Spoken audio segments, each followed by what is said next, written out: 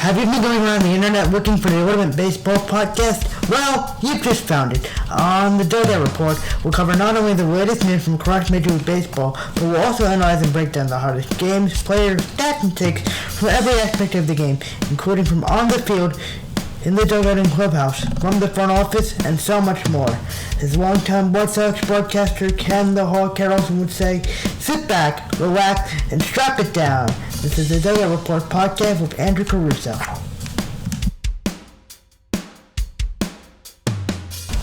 Hello everyone, and a very happy Sunday to you wherever you may be. This is episode 11 of the Dugout Report on this Sunday, August 7th, 2022. I am your host, Andrew Caruso. On this episode, I'll cover the first batch of significant trade deadline moves, including Juan Soto's the Padres, Josh Hader also going to San Diego, Frankie Montas to the Yankees, Luis Castillo to the Mariners, and Trey Mancini to the Astros. The rest of the big moves from over the last few days will be covered in the next episode in a few weeks. More on that in a little bit. After that, as has become routine on the show lately, I'll preview the top 3 series on the schedule for the upcoming week and why I think you should tune into those matchups. Lastly, to cap off the episode, I'll react to the grades you gave your team based on their deadline acquisition, which you sent in on social media. Stay tuned till the end to hear those thoughts. Before we jump into covering all the latest baseball headlines, I hope everyone is doing well. It felt good to get back in front of the mic last weekend after taking the previous 2 weeks to recover from surgery. I wanted to address a few things regarding the release schedule over the next few weeks, as well as trade coverage on the show. As I stated in the intro, this week I'll be covering the first batch of most significant moves from the deadline, which are the ones featuring the major stars of the top trade candidates throughout the week. There were, I'm not going to cover every trade, but, I boiled it down to the top, 10, and I'll do 5 this week and 5 next week. Anyways, this brings me to my next point, which is that there won't be any episode next weekend, August 14th. I'm traveling for pretty much all of next week, and I'm only home for about 2 days total next week. So I think it's best for me to take the next week off. With that being said, the rest of the top deadline moves will be covered in the episode upon my return on Sunday, August 21st. I won't be covering every trade on here, like I said earlier. Only the most significant moves. Stay tuned. By most significant, like I said, I mean, I boiled it down. I looked at all the moves and I picked, the top 10 that were most significant. So I'll be covering 5 this week and 5 next week. So stay tuned. Now that we've addressed that, if you missed the episode from last week, you can listen to that episode and previous editions of the show on Apple Podcasts, Spotify, and YouTube.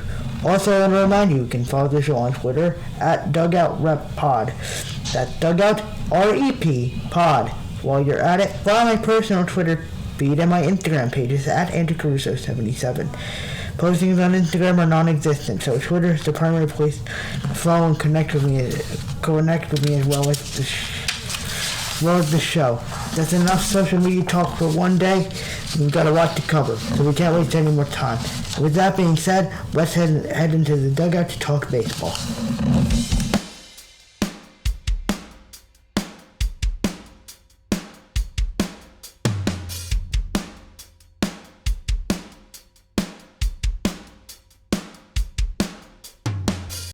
Before we jump into covering the trades that went down over the last few days, we're going to start off today's episode on a very sad note. I never imagined having to do something like this on the show, but this news is significant enough that I feel obligated to discuss it here. The news is that on the night of August 2nd, legendary MLB broadcaster Vin Scully passed away at the age of 94. Scully is best known for being the voice of the Dodgers for 67 years, from 1950 until his retirement in 2016. Scully started with the team when they were still in Brooklyn as a freshly minted graduate out of Fordham University, and moved with the team to Los Angeles in 1958, where he would remain for nearly 60 years. He also called various postseason and all-star games for networks like NBC and CBS. He was behind the mic for signature postseason moments such as Mookie Wilson's at-bat in Game 6 of the 1986 World Series, which was memorable for Bill Buckner's error through his legs to send the series to Game 7 when Ray Knight scored, and an injured Kirk Gibson's legendary home run off Dennis Eckersley in Game 1 of the 1988 series. Other historic moments that Scully was on the call for included Hank Aaron's record-breaking 715th home run in 1974, Don Larson's World Series perfecto in 1956, and countless other moments of the Dodgers and other teams. In addition to baseball, Scully called football and golf for NBC and CBS for many years. He was named the 1982 Ford C. Frick Award by the National Baseball Hall of Fame, which is awarded to an outstanding baseball broadcaster. In 2016, he was awarded the Presidential Medal of Freedom. The same year that the street leading to Dodger Stadium was renamed from Ovation Park Avenue to 1000 Vin Scully Avenue. And Dodger fans, you can correct me if that was wrong. In 2017, he was honored with a microphone alongside the Dodger retired numbers and a microphone of their Spanish wife, Jaime Jarrín. The press box also at Dodger Stadium is also named for him, and he is a star on the Hollywood Walk of Fame. If you want to read the plethora of memories and statements about Vin Scully shared by the Dodgers, MLB, other media members, fans, and players, both current and former, you can go online. As you can imagine, tributes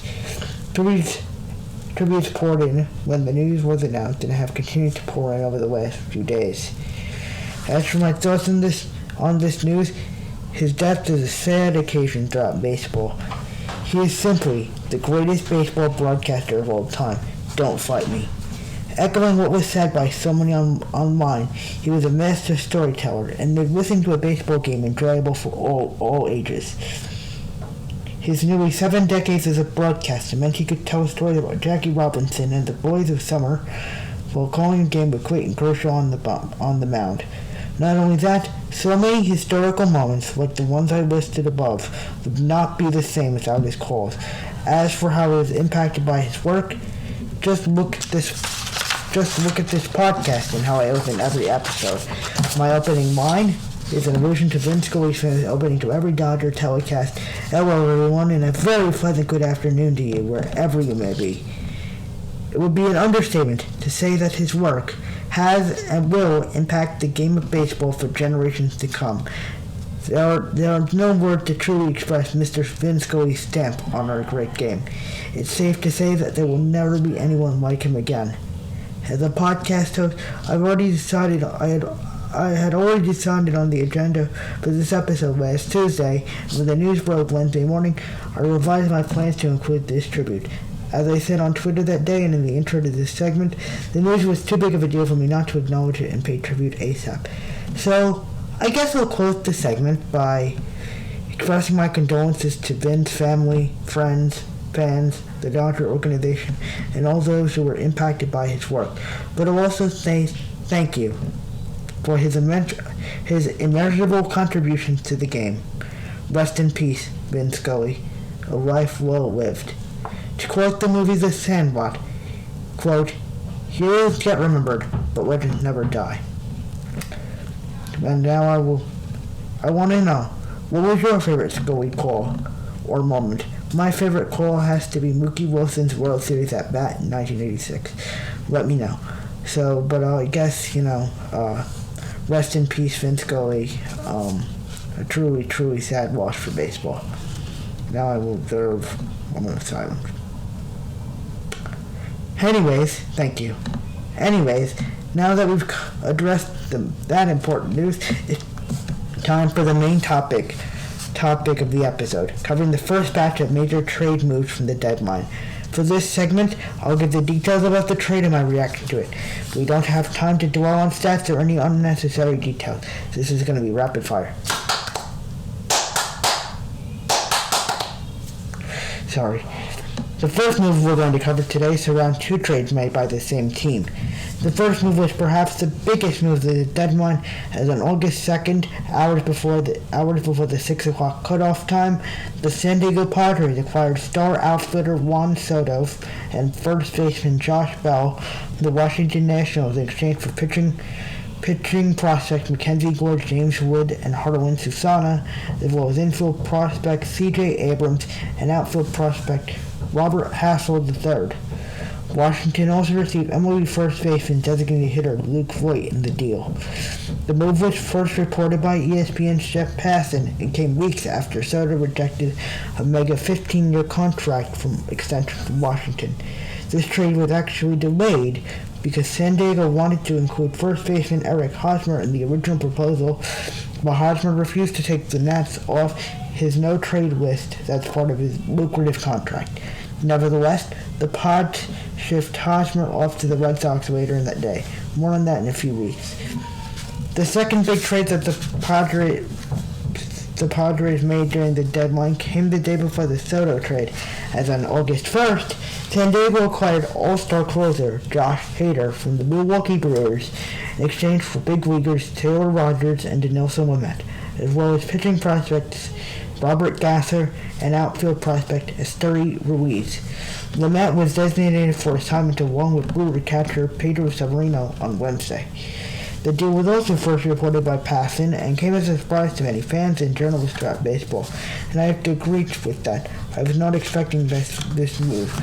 But, excuse me.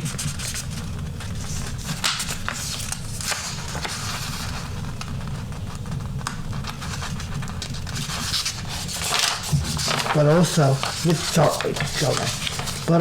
with the emergence of Devin Williams as a strong weight-in guy for the Brewers, I see why they made this trade. As for what the Padres received in both the Soto and Hader trades, with Soto and Bell, they received solid bats and defenders. With Hader, they received a solid closer that will only strengthen their bullpen. When Fernando Tatis Jr. is healthy again, he, Soto, and Manny Machado will be a powerful middle-of-the-order trio in the lineup. All the moves the Padres made this deadline will most certainly send them to October. Maybe as far as the league championship series. Who knows? We shall see. Let me know what you think of these trades and how far do you think the Padres are going this October if they make it. Can't wait to hear your thoughts. The third trade that we're going to cover this episode is the acquisition of pitchers Frankie Montas and Lou Trevino by the New York Yankees and the Oakland Athletics that took place on August 1st. In return, the Yanks sent pitching prospect Ken Waldichuk, Luis Medina, and J.P. Sears, as well as minor league first baseman Cooper Bowman to Oakland. Waldichuk was ranked the number 5 prospect in New York's farm system at the time of the deal, according to MLB.com. This trade for Montas came after the Yanks missed out on Luis Castillo, who was acquired by the Mariners on July 29th. More on that later. It was also part of a plethora of moves during a busy deadline for the Yankees. As a Yankee fan, I really like this move, as we got the second best pitcher on the market after missing out on Castillo. It sucks to part ways with the prospects, but baseball is baseball. Montas provides a solid number 2 arm behind Garrett Cole in the rotation, with Luis Severino injured, and Lou Trevino provides a solid arm in the Yankee bullpen. A Yankee bullpen that has been depleted with injuries and performances as of late. I'm really excited to see these guys suit up in the pinstripes, and I'm intrigued to hear your reaction to this trade. Let me know. I guess I should also mention that I'm also really excited to see Jose Trevino, our catcher, and Lou Trevino work together as a battery in the game. When we acquired Jose Trevino, Luis Severino thought the Yankees acquired Lou Trevino. But now the Yankees have acquired Lou Trevino, so let me know what you think of this trade. The first move that we're going to cover this week is involving another big arm that I referenced earlier. Late on July 29th, the Seattle Mariners acquired pitcher Luis Castillo from the Cincinnati Reds. Castillo, who has been a 2-time All-Star during his career, who was considered the top arm on the trade market by Frankie Montas, was swapped for Seattle prospect Levi Stout, Andrew Moore, and Edwin Arroyo and Noelvi Marte. Marte is the Mariners' top prospect, and everyone else except Moore was ranked in the top 5 on Seattle's top prospects list. This is one of the bigger trades of the deadline and was perhaps the first big splash of the deadline. And it provides Seattle with a great arm in the top of the rotation behind Robbie Ray Robbie Ray. It's clear the Mariners have October ambitions in mind, and this move is evidence of that. It's their hope to accomplish that goal. What do you think of this trade? Again, let me know. Last, but certainly not least, is the fifth and final move we're going to cover this episode. This one actually involves big teams, but it all centers around the Astros part of the equation. Again, on August 1st, the Stros acquired outfielder first baseman designated hitter Trey Mancini from the Baltimore Orioles in exchange for minor league righty Seth Johnson from Tampa and Chase McDermott from Houston. Also, as part of the trade, the Rays acquired minor league pitcher Jaden Murray in exchange for outfielder Jose Siri from Houston. In turn, to clear a spot on the 40-man roster, the Rays designated outfielder Brett Phillips, who then got traded to Baltimore for cash consideration on August 2nd. A lot to process here, but let's get back to focusing on the Mancini part of the trade. This is another great trade that gives Houston a versatile guy in the lineup for a potential October run.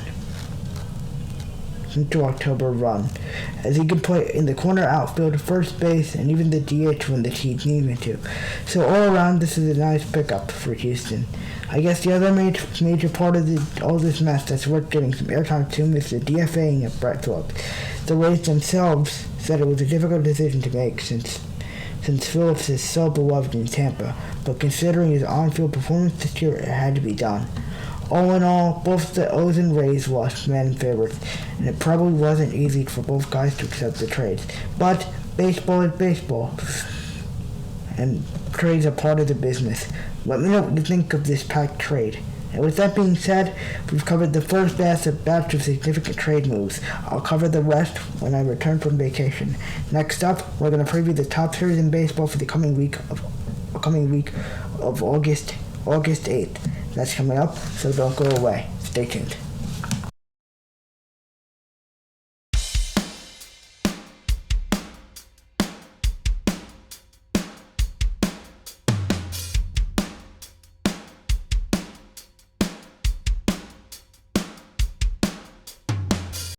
Welcome back.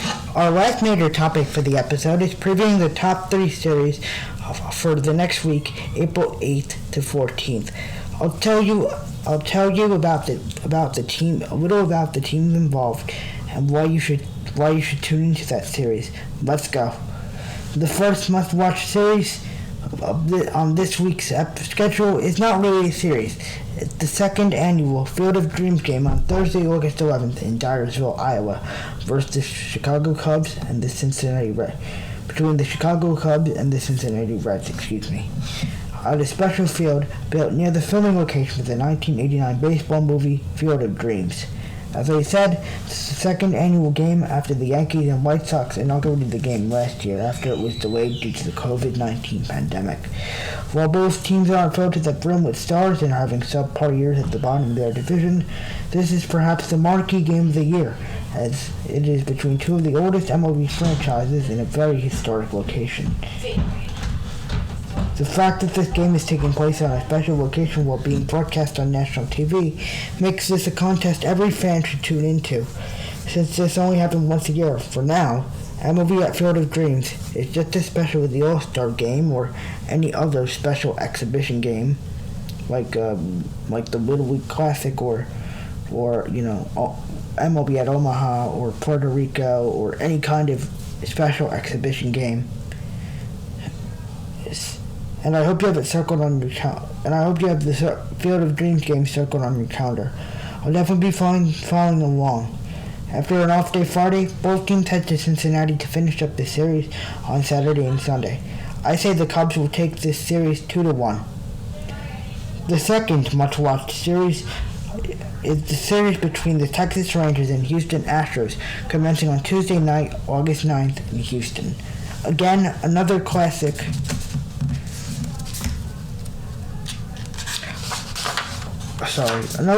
divisional matchup, this time between two in-state rivals. One is at the top in the Astros, and the other is in the middle in the Rangers. The Stros are the star team here, with stars like Jose Altuve, Alex Alex Bregman, Justin Verlander, just to name a few. The Rangers are mainly led by their star free agent signing Corey Seager, but they also have a few underrated stars like Marcus Semien, Mitch Garver, and Dane Dunning. The fact is this rivalry is pretty well known and makes this series one to tune into. In this 3-game tilt, I say Houston again takes it 2-1. Our West must-watch series is another classic divisional matchup, which is a series between the New York Mets and the Philadelphia Phillies starting on Friday from Citi Field in Queens, New York. Unlike the other two matchups, both rosters are filled with stars. From the Mets, you have Jacob deGrom, Max Scherzer, Pete Alonso, and Edwin Diaz, among others. And for the Phillies, even though he's injured, you've got Bryce Harper, Nick Castellanos, Kyle Schwarber, and their big pitcher, Zach Wheeler, again to name a few. Like the Astros-Rangers series, this features one team at the top and the other in the middle of the division.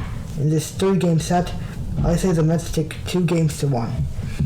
It'll be interesting to see how all the series I've listed this week will play out. Almost all divisional matchup this time. Do you agree with my selections? Are there any others that I missed that you think that should be talked about? More? Let me know. We're getting close to the end of the episode, but the social media segment is coming right up, so don't go away.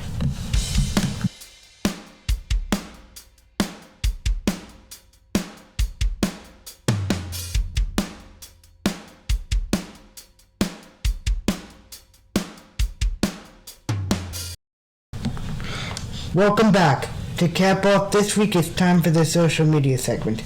Now that I stated at the beginning of the episode, I asked you to grade your team based on their deadline acquisitions, and if you think these moves help or hurt their postseason chances.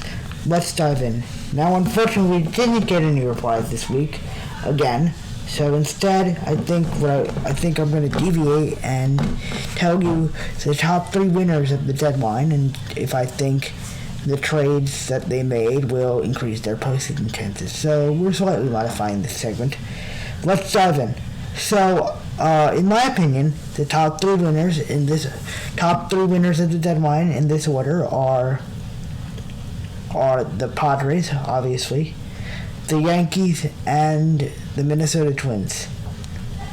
I say the Padres because obviously, they brought in Soto and they also brought in Josh Hader, but they also brought in Brandon Drury and a couple more arms. They brought in material that will most certainly propel them to an October run.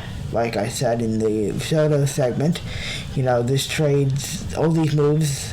AJ Preller, who is the GM, wants to win now. He wants to win now, and these moves are clearly evident of that. So the Padres are the top winner of the deadline. Coming in second place, we have the Yankees, who who addressed all their major needs this deadline year. They needed to address the rotation in Frankie Montas. They addressed the bullpen by getting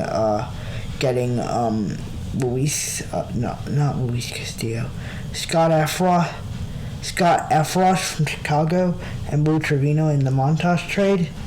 And they also addressed the outfield by getting Andrew Benintendi from Kansas City. I covered that last week if you want to hear my thoughts on that deal. Andrew Benintendi and Harrison from the Royals and Harrison Bader from St. Louis.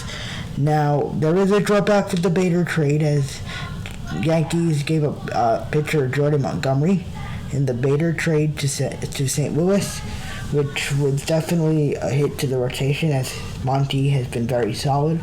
But, with Severino injured, Montas can slot right into where Severino was, and then when Severino comes back, the Yankees can give Domingo Germán or another arm they can, and having Trevino and Efros for the bullpen, it really strengthens it.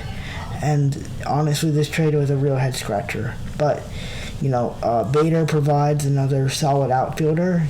Because our outfielder has been swing and a miss this year. Honestly, they traded off Joey Gallo, so that's good. But I guess they brought They brought in the necessary pieces, and this only helps their postseason chances. And I guess for my third winner of the deadline is Minnesota. Minnesota, I was reading before I recorded the segment, they brought in pitching, Tyler Mahle, Michael Fulmer, and Jorge Lopez, and I'll cover the Lopez and Mahle trades. I think I'm covering the Mahle trade in a couple weeks. So they really brought in the rotation. The offense has been,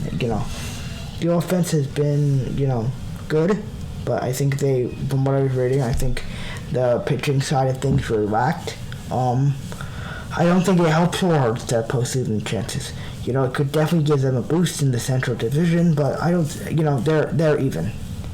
And I think our wild card winner for the deadline is, I'd say, the Nationals, I guess, could be our deadline winner, our wild card pick, because the Nationals they got Luke Voigt for first base DH, but I think what really sells them is they got a whole plethora of prospects in the Soto trade. So obviously they lost Soto and Bell, who have been strong contributors, but But I say the Nationals are the wild card team purely because they got all the prospects, who are top prospects in the Padres system, and I think they are expected to continue that in San Diego. Oh, Washington, I'm sorry. I'm sorry none of you got to submit replies. I'm sorry. I put out the social media segment for Twitter. So the Padres get an A+, the Yankees get an A-, and I'd say an A, and the Minnesota Twins and the National each get a B. Let me know who were the winners, who were the losers of the deadline, who were kind of the even guys. And similar with the Twins, the Nationals acquisitions, it doesn't hurt or help their postseason chances. It's even. So, I'm sorry none of you got to submit your thoughts for the social media segment. I put it out a few days before, but I'm sorry just none of you really saw it, and none of you had the chance to submit your thoughts, so there's always next time. So, we've sadly reached the end, so make sure you follow the show on social media so you can participate next time. We've sadly reached the end of the episode, but closing remarks are coming right up, so keep listening and don't go away. Stay tuned.